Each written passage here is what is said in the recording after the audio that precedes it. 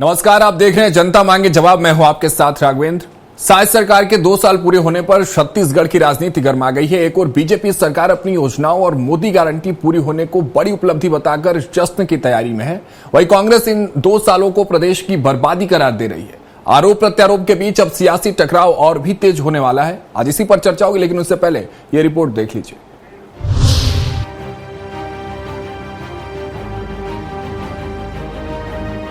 छत्तीसगढ़ की विष्णुदेव साय सरकार 13 दिसंबर को अपने 2 साल पूरे करने जा रही है। इस मौके पर पूरे प्रदेश में बड़े पैमाने पर कार्यक्रम आयोजित किए जाएंगे। बीजेपी शीर्ष नेतृत्व की मौजूदगी भी तय मानी जा रही है। पार्टी सूत्रों के मुताबिक राष्ट्रीय अध्यक्ष जगत प्रकाश नड्डा का दौरा प्रस्तावित है, जहां वे 2 साल की उपलब्धियों का ब्यौरा जनता के बीच रखेंगे। इधर सभी विभागों को भी अपने अपने कामकाज और उपलब्धियों का रिपोर्ट कार्ड तैयार करने के निर्देश दिए गए हैं। सरकार 2 साल की उपलब्धियों को केंद्र में रखकर प्रचार करेगी। महतारी वंदन योजना, किसानों से 3100 रुपए पर धान खरीदी, तेंदुपत्ता संग्रहण के लिए दी जाने वाली रकम विशेष होगी। 13 दिसंबर 2023 को विष्णुदेव साय जी के नेतृत्व में सरकार हमारी बनी। 12 दिसंबर को 2 साल पूरा होगा सरकार का। ये 2 साल उपलब्धियों से भरा रहा है। मोदी की एक एक गारंटी को पूरा करने का काम, विकसित छत्तीसगढ़ के निर्माण की दिशा में योजना बनाकर आगे बढ़ने के लिए ये 2 साल उपलब्धियों भरा रहा है। इधर साय सरकार के 2 साल पूरे होने से पहले ही कांग्रेस ने मोर्चा खोल दिया है। प्रदेश कांग्रेस अध्यक्ष दीपक बैस ने सरकार को सीधे निशाने पर लेते हुए कहा कि 2 साल में छत्तीसगढ़ बर्बाद हो चुका है। लॉ एंड ऑर्डर खत्म है, युवा और कर्मचारी सड़कों पर है, किसान खेत से लेकर धान खरीदी केंद्र तक भटकने को मजबूर है। बिजली बिल ने आम जनता को त्रस्त कर दिया है। देखिए, इस 2 साल में छत्तीसगढ़ पूरी तरह से बदहाल हो चुका है। लाइन ऑर्डर खत्म हो चुका है। छत्तीसगढ़ के कर्मचारी युवा सड़कों पर है, किसान खेत से लेकर धान खरीदी केंद्र तक भटकने को मजबूर, बिजली बिल से आम जनता त्रस्त और जमीन गाइडलाइन की दरें 10 गुना बढ़ाना, पूरे जनता सड़कों पर है, पेड़ कट रहा है, खनिज संसाधन बिक रहा है। मतलब छत्तीसगढ़ को इस सरकार ने 2 साल दिया क्या है? कांग्रेस के आरोपों पर बीजेपी ने भी तीखा पलटवार किया है। प्रदेश बीजेपी अध्यक्ष किरण सिंह देव ने कहा कि बीजेपी ने चुनाव में जो वादे किए हैं उस पर तेजी से काम किया है। सरकार के प्रति जनता का विश्वास भी बढ़ा है। कांग्रेस केवल नाकामियों की लिस्ट पढ़ रही है, लेकिन जनता ने चुनाव में उन्हें परिणाम दे दिया है। कांग्रेस को अपनी 5 साल की विफलताओं पर नजर डालनी चाहिए। चाहे वो इंफ्रास्ट्रक्चर का डेवलपमेंट हो, चाहे कृषि का क्षेत्र हो, और युवाओं के लिए और सभी प्रकार से विकास के काम, क्योंकि डबल इंजन की सरकार का जो विषय आता है, जब बार बार कहते हैं, तो डबल इंजन की सरकार के फायदे छत्तीसगढ़ और छत्तीसगढ़ वासियों को निरंतर प्राप्त हो रहे हैं। साय सरकार के 2 साल पूरे होने पर राजनीति अपने चरम पर है। एक और सरकार कार्यक्रमों और उपलब्धियों के जरिए जनता के बीच संदेश देने की तैयारी में है, वही दूसरी ओर कांग्रेस इसे नाकाम 2 साल बताकर हमलावर है। दोनों दलों के बीच यह राजनीतिक जंग अब और भी गर्माने वाली है। स्वराज एक्सप्रेस के लिए रायपुर से दिलीप साहू की रिपोर्ट। सरकार के 2 साल, सियासत बेमिसाल, इस पर चर्चा के लिए मौजूद है दीपक बाजपेयी जी, बीजेपी नेता के तौर पर हमारे साथ जुड़ रहे हैं। अमित श्रीवास्तव जी, कांग्रेस प्रवक्ता के तौर पर जुड़ रहे हैं, और इसके साथ ही बाबूलाल शर्मा जी, वरिष्ठ पत्रकार। आप तीनों का बहुत बहुत स्वागत है इस खास चर्चा में। चर्चा की शुरुआत अमित जी आपसे करता हूं। दीपक भाई जी पूछ रहे हैं कि 2 साल में भारतीय जनता पार्टी और साय सरकार ने किया क्या है? उसी का तो रिपोर्ट कार्ड ये पेश कर रहे हैं, ऐसा ये कह रहे हैं, जिसमें वो बता रहे हैं कि हमने क्या किया और आगे क्या करेंगे। दूसरी बात, क्या बर्बाद हुआ 2 साल में अमित जी छत्तीसगढ़ में, और कितना बर्बाद हुआ, इसका ब्यौरा जरा आप बताइए। आप अमित जी। 2 साल में छत्तीसगढ़ बर्बाद क्यों हुआ है जो हम कहते हैं, तो मैं अभी आपको बता दूं कि ये नाकामी के 2 साल है। और हम कहते हैं कि ये नाकामी के 2 साल क्यों है। मेरी आवाज क्लियर आ रही है? आवाज आपकी इको आ रही है, शायद आप वहां से माइक अपना एक बार चेक कर ले, उसकी सेटिंग चेक कर लें तो आवाज आपकी और सही हो जाए। जी राघवेंद्र जी, मेरी जी आवाज अब क्लियर है? बिल्कुल, अब सही आ रही है। बताएं आप कैसे बर्बाद हुआ छत्तीसगढ़, कितना बर्बाद देखिए, हुआ? कानून व्यवस्था पे अगर हम आज ले लें राघवेंद्र जी, तो निश्चित तौर पे बना है किस्म किस्म के जो अपराध देखने को मिले छत्तीसगढ़ में। छत्तीसगढ़ की तासीर कभी ऐसी नहीं रही है, और 2 साल में कानून व्यवस्था पूरी तरीके से जो चरमराई है, और महिलाओं पर, चाहे आदिवासी क्षेत्रों पर, जिस प्रकार से आदिवासियों पर जो अपराध बढ़े हैं, लेकिन सरकार जश्न मनाने में व्यस्त है। और हम इसीलिए कहते हैं कि जो भाजपा सरकार जो है, उसके राज में जनता असुरक्षित है, अपराधी मस्त है, पुलिस पूरी तरीके से पस्त है। और लगातार मैं आपको बता दूं कि जब हम कहते हैं कि नाकामी के 2 साल क्यों हैं, क्योंकि सरकार तो निश्चित तौर पे मैं आपको बता दूं कि प्रचार में तो नंबर 1 है, प्रचार करने में कहीं कोई दिक्कत नहीं है, लेकिन काम में पूरी तरीके से फेल है। और जश्न सरकार मना रही है और उसका दंड जनता झेल रही है, क्योंकि जनता के पैसे से वो जश्न मना रही है। अब पीड़ा और तकलीफ देखिए कि जश्न सरकार मना रही है, मोदी जी की गारंटी का जश्न मना रही है सरकार, और अगर वो काम करते तो जनता खुद ही बताती कि सरकार ने अच्छे काम किए। उसको बताने नड्डा जी आ रहे हैं। मतलब आप समझ लीजिए कि सरकार ने जो काम किए हैं तो उसको बताने नड्डा जी आ रहे हैं। ये तो कह रहे हैं ना, ये तो कह रहे हैं कि हमने काम किया, परिणाम सबके सामने है। परिणाम ये है कि आज वो सत्ता में है और आप सत्ता विहीन है, तो जनता ही तो वो परिणाम तय करती है ना अमित जी। देखिए राघवेंद्र, बहुत अच्छा प्रश्न, लेकिन मैं आपको बता दूं कि जिस प्रकार से मैं दूसरे पॉइंट पे आ रहा था, फिर मैं आपके सवालों का जवाब जरूर। बिल्कुल। किसान परेशान है क्योंकि धान खरीदी केंद्रों में अव्यवस्था है। सरकार धान उत्सव मना रही है। एक्चुअल में किसानों से आप बात करेंगे तो धान उत्पीड़न चल रहा है, सरकार खरीद नहीं रही है। क्यों? क्योंकि 31 रुपए का समर्थन मूल्य देने का तो जरूर उन्होंने कागजों पर वादा जरूर किया है, लेकिन ग्राउंड में अव्यवस्था, टोकन की कमी, लंबी लाइनें, बारदाने की कमी, पूरी तरीके से किसान परेशान है। अब महंगाई पे आते हैं। महंगाई और बिजली से जनता इतनी त्रस्त है कि महंगाई मार रही है और सरकार त्योहार मना रही है। अब आपने कहा जनता तो उनके साथ है। नहीं साहब, जनता साथ नहीं है, कदम ताल इलेक्शन कमीशन उनके साथ कर रहा है। और आने वाले समय में हम इसको पूरे प्रामाणिकता के साथ और रखेंगे कि किस प्रकार से हम पहले कहते थे कि ये वोटों की चोरी कर रहे हैं, वो शब्द मैं रेक्टिफाई कर रहा हूं, ये वोटों की डकैती कर रहे हैं। और अच्छा। आने वाले समय में हम प्रूफ करेंगे और बिल्कुल सुप्रीम कोर्ट भी जाएंगे और इनको फ्लैश करेंगे। वोटों की डकैती कैसे? 2018 में जब आपकी सरकार बनी तब वोटों की चोरी डकैती की बात तो इनके तरफ से नहीं कही गई। वाजपेयी जी ने ऐसा कुछ नहीं कहा उस वक्त, दीपक जी ने, कि आपने वोटों की चोरी कर ली, आपने वोटों की डकैती कर ली। इनकी सरकार बनती है तो कभी आप लोग ईवीएम, कभी इलेक्शन कमीशन।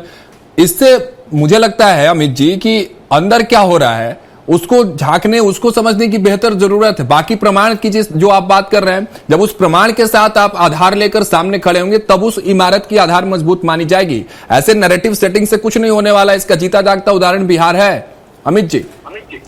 देखिए, निश्चित तौर पे आपने बहुत अच्छा प्रश्न किया, आपको साधुवाद। लेकिन प्रामाणिकता के साथ राहुल गांधी जी ने बताया तो था ना, एक मॉडल की 223 बार फोटो यूज वो सिर्फ प्रेजेंटेशन करते रह गए, प्रेजेंटेशन का कोई फ्रूटफुल रिजल्ट आपको नहीं मिला। सुप्रीम कोर्ट क्यों नहीं गए आप?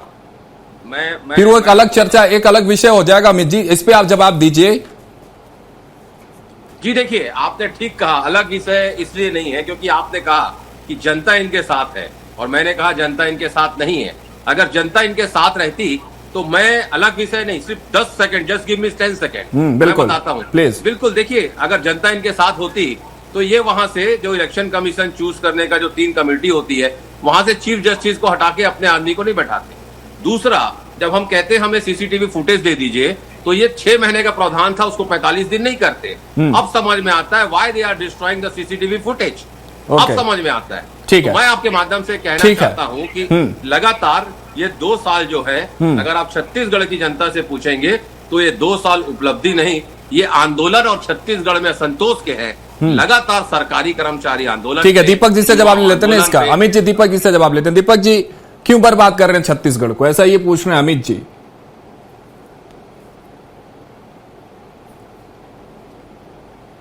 दीपक जी, आवाज पहुंच रही है आप तक? दीपक जी तक आवाज नहीं पहुंच रही। ठीक है, मैं उसको सही करवाता हूं अपनी टीम से कह के। दीपक जी, आप तक आवाज पहुंच रही हो तो आप हमें जरा सा इशारा करिएगा जरूर। पहुंच रही है आवाज? चलिए हम दीपक जी तक लौटेंगे, लेकिन हमारे साथ बाबूलाल शर्मा जी। अमित जी, दीपक जी आवाज पहुंच रही है, तो सवाल आपसे यह है अमित जी जो बार बार पूछ रहे हैं कि इन 2 सालों में आपने छत्तीसगढ़ को दिया क्या है, और ये एक बड़ा सवाल कि बर्बाद क्यों कर रहे हैं। आबाद करने के लिए जनता ने आपको छत्तीसगढ़ में बिठाया ना भाई साहब। दीपक जी, इसको स्क्रीन को ना रोटेशन करना है अपने को दूसरा। चलिए ठीक है दीपक जी के पास पहुंचेंगे। बाबूलाल शर्मा जी आपके पास पहुंचते हैं, क्योंकि आप छत्तीसगढ़ की राजनीति को और हर पार्टी के कार्यकाल को बेहद करीब से देखें, आपका एक अलग अनुभव है। इन 2 सालों की अगर बात कर ले, बहुत पीछे नहीं जाना है, 2023 से पहले की बात भी नहीं करनी है, क्योंकि सवाल इन 2 वर्षों के ऊपर उठ रहे हैं, रिपोर्ट कार्ड्स पर उठ रहे हैं। किस तरह से आप देख रहे हैं, क्या सच में तस्वीर और तकदीर बदली है छत्तीसगढ़ की, या जो अमित जी बात कह रहे हैं, जो सवाल सरकार पर उठाए जा रहे हैं, उसमें कितनी सच्चाई है? बाबूलाल जी, एक बड़ा साफ शब्दों में बता रहा हूं कि सरकारें किसी की भी हो, कभी भी बनी हो जी, कांग्रेस की हो, भाजपा की हो, या किसी की भी सरकार रही हो रहेगी, वो जनहित में ही काम करती है। बिल्कुल, योजनाएं भी जनहित में ही बनती हैं। सिस्टम गड़बड़ा देता है, उनको कहां पहुंचा देता है कुछ कहा नहीं जा सकता। देखिए, कमियां और खूबियां हर सरकार में आपको मिलेंगी। खूबियां सत्ता पक्ष गिनाती है और कमियां विपक्ष गिनाती है, और वो भी अभी भी यही हो रहा है। विपक्ष उन बातों को बता रही है जो कमियां इस सरकार के अंदर में है, और सत्ता पक्ष उन बातों को गिना रहा है जो खूबियां वो कर रहे हैं। 1000 रुपया दे रहे हैं महतारी वंदन योजना, 3100 रुपया धान खरीदी कर रहे हैं, 5500 मानक बोरी में तेंदुपत्ता खरीद रहे हैं, और भी कई काम। तो उसकी जो कमियां हैं, धान खरीदी में लोग भटक रहे हैं, व्यवस्था की कमी है, ये उजागर कौन करेगा? विपक्ष करेगी, कर रही है। महतारी वंदन योजना में 1000 रुपये मिल रहा है 70 लाख को नहीं मिल रहा है, व्यवस्था गड़बड़ है, ये कौन बताएगा? विपक्ष बता रहे हैं। वैसे ही तेंदुपत्ता में और में जो भी कमियां हैं, आप समझ लीजिए उस बात को। सत्ता पक्ष की कमियां, कांग्रेस की कमियां थी तो भारतीय जनता पार्टी उठाती थी। रमन सिंह को कहते थे कि भ्रष्टाचारी है, भ्रष्टाचार में आकंठ डूबे हुए, नान घोटाला है, फलाना घोटाला, ठिकाना घोटाला। हमारी सरकार आएगी, कांग्रेस कहते थे, भूपेश बघेल कहते थे, हमारी सरकार आएगी तो रमन सिंह की जगह सीखचों की पीछे होगी। वो गिरफ्तारी देने पहुंचे भी, जब भूपेश सरकार आई, थाना पहुंच गए, गिरफ्तारी कर लो मेरी, मगर नहीं हुई, आज तक नहीं हुई, आरोप रह गए। इसी तरह जो है, मैं आपको क्लियर कर रहा हूं, कमियां और खूबियां हर सरकार में होती हैं, और खूबियों में भी कमियां होती हैं, जो उनकी अच्छाई होती है, अच्छी योजनाएं होती है, उनमें भी कमियां होती हैं। तो विपक्ष उस कमियों को उजागर करके कहता है ये सरकार असफल है, लेकिन पूरी तरह से कोई भी सरकार असफल नहीं होती। वो कहीं न कहीं जो अपने योजनाओं में आती है, सिस्टम उनको असफल कर देता है। सिस्टम जो जिसके माध्यम से उनको करना है, खुद भूपेश बघेल या विष्णुदेव साय तो जाकर के देखेंगे नहीं, रमन सिंह तो जाकर देखेंगे नहीं, वो सिस्टम के माध्यम से ही उनको जो कुछ भी पता लगेगा। और प्रवक्तागण जो बैठते हैं, प्रवक्तागण को पार्टी लाइन, जो भी पार्टी लाइन अपनी बताती है, उसी लाइन पर वो बात करते हैं। ये असली बात ये है। और जो है, हर सरकारों में कमियां खूबियां दोनों हैं। खूबियां सत्ता पक्ष बताएगी, कमियां जो है विपक्ष बताएगी, वही कर रहे हैं। यानी विपक्ष बखूबी अपना जो काम है वो कर रही है, ये बाबूलाल शर्मा जी ने स्पष्ट कर दिया। लेकिन भारतीय जनता पार्टी और उसकी सरकार क्या कर रही है? दीपक जी हमारे साथ जुड़ चुके हैं। दीपक जी, सवाल यही है कि आप जो कर रहे हैं वो सही कर रहे हैं, यही बात बाबूलाल शर्मा जी भी कर रहे हैं, लेकिन हर सरकार में जो सिस्टम जिसकी वो बात कर रहे हैं, वो जो फेल होता है, तब सरकार की नीतियां भी धरातल पर 0 और 0 नजर आती हैं। लेकिन जो सवाल किया था अमित जी ने, दीपक जी उसका जवाब दीजिए कि 2 सालों में आपने छत्तीसगढ़ को क्या दिया, वो आप गिनवा दीजिए यहां बैठे बैठे सीधे सीधे अमित जी को। और उसके बाद दूसरा सवाल ये कि बर्बाद क्यों कर रहे हैं छत्तीसगढ़ को, ऐसा वो पूछ रहे हैं। कर रही है दीपक जी, आवाज पहुंच रही है आप तक? दीपक जी टेक्निकल ग्लिच है, उनके साथ थोड़ा सा जुड़ेंगे। लेकिन चलिए आइए अमित जी आपसे ही चर्चा कर लेते हैं। आज लगता है कि ये चर्चा एक तरफा ही जाएगा, लेकिन बखूबी बाबूलाल शर्मा जी हैं, हर बात पे आईना दिखाएंगे, पक्ष और विपक्ष दोनों को। कोई एक नीति या नियत सरकार की जो बात होती है, कहते हैं कि नीति और नीति जब अच्छी होती है तो ही सरकार जो है वो सत्ता में आती है। मैं पार्टिकुलर एक नीति की बात करना चाहता हूं, नक्सलवाद को लेकर। जब हम लोग किसी दूसरे राज्य में बैठते थे, दूसरे राज्य के जो लोग रहते थे, जब छत्तीसगढ़ की बात की जाती थी, मानस पटल पर एक तस्वीर उभर के खुद ब खुद चली आती थी, छत्तीसगढ़ यानी नक्सलवाद। छत्तीसगढ़ यानी अत्यंत पिछड़ा या पिछड़ा राज्य, लेकिन अब वो तस्वीर बदल रही है कि नहीं बदल रही है? विपक्ष में होने के नाते मैं आपके फेवर, आपके उस पर जस्टिफाई जो कमेंट है वो चाहता हूं कि नक्सलवाद पर क्या विपक्ष सोच रही है?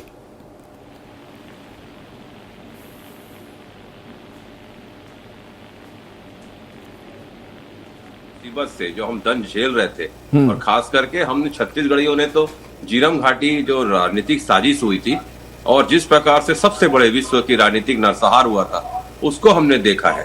तो निश्चित तौर पे मैं आपके माध्यम से कहना चाहता हूं कि हमने विकास, विश्वास और सुरक्षा को मापदंड मान के हमने वहां पर काम किया था, और 14 जिलों से जो समस्या को हमने 2 जिलों में लाया था, और 5 अप्रैल 2023 को रायपुर में देश के गृह मंत्री अमित शाह जी ने कहा था कि सभी सरकारें काम करती हैं और ये राष्ट्रीय समस्या है। तो मैं निश्चित तौर पे बता दूं कि सरकार एक्सेल सीट पे तो बहुत मजबूत है, लेकिन जमीन पे कमजोर है। और एक चीज पे मैं आपको बताना चाहता हूं राघवेंद्र जी, निश्चित तौर पे कि आपने पूछा ना, तो रिपोर्ट कार्ड तो जनता देती है। सरकार को अगर अपने राष्ट्रीय नेता को, जिनको खुद एक्सटेंशन मिल रहा है बार बार, अगर उनको बताने आना पड़े, तो ये सरकार की स्थिति परिस्थिति बेहतर बताती है कि क्या स्थिति परिस्थिति में सरकार है। विभागों का उपलब्धि रिपोर्ट कार्ड देने के लिए मंत्री को नहीं कहा जा रहा है, सचिवों को कहा जा रहा है। मतलब सरकार भी ये मान रही है कि क्या मंत्री ना, चर्चा हम इस पे हमने पिछला डिबेट इस पे किया था अमित जी, क्या बदलेगा? मैं आज भी आपसे पूछ ले रहा हूं, क्या मंत्रियों को जो सचिव रिपोर्ट कार्ड पेश कर रहे हैं उनमें उनका हस्तक्षेप नहीं है क्या उनके पास उसकी जानकारी नहीं है क्या? और दूसरा सवाल, जो आप लोग कहते हैं कि जनता सवाल पूछेगी मंत्रियों से जब मंत्री पेश करेंगे, तो क्या ये वॉइस किलिंग थोड़ी कर रही है Bharatiya Janata party report card पेश करके कि हमने रिपोर्ट कार्ड दे दिया, थोप दिया, उसके बाद आप सवाल मत पूछिए? रिपोर्ट कार्ड में 2 चीजें हैं, इन्होंने क्या किया, कितना किया, और आगे क्या करेंगे। निश्चित तौर पे आपने ठीक कहा, रिपोर्ट कार्ड उसका होता है जो एग्जाम में बैठता है, पेपर शीट मिलती है, आंसर शीट मिलती है, आंसर शीट में कुछ लिखता है, उसको एग्जामिनर जो रहता है, जो चेक करता है, वो नंबर देता है। चेक करने वाली जनता है, और जनता पूरी तरीके से छत्तीसगढ़ में त्रस्त है। जिस प्रकार से भय का वातावरण हमने देखा छत्तीसगढ़ में, जिस प्रकार से आपराधिक घटना यहाँ पर घटी, जिस प्रकार से युवा परेशान है, मैंने कहा ना, युवा सड़क पर है और सरकार की योजना कागजों पर है। और इसीलिए मैं कहता हूं कि सरकार जो है राघवेंद्र जी, पूरी तरीके से अगर आप देखेंगे तो सरकार जो है वो 4 चीजों में अगर मेरे से पूछेंगे 2 साल की उपलब्धि, तो घोषणाएं, कार्यक्रम, पोस्टर और प्रचार, ठीक है, 4 चीजों में सरकार। दीपक जी जुड़ चुके हैं, अमित जी, दीपक जी जुड़ चुके हैं हमारे साथ, उनसे जवाब ले लेते हैं। दीपक जी जवाब दीजिए, 2 सालों में छत्तीसगढ़ के लिए क्या किया? सिर्फ प्रचार किया ऐसा अमित जी कह रहे हैं, सिर्फ घोषणाएं की, वादे आपके भी अभी जो अधूरे हैं वो कह रहे हैं कि पूर्णतः वो पूर्ण नहीं दिख रहे हैं, और ये कि बर्बाद क्यों किया जा रहा है छत्तीसगढ़ को, ये बड़ा सवाल है विपक्ष की तरफ से। दीपक जी।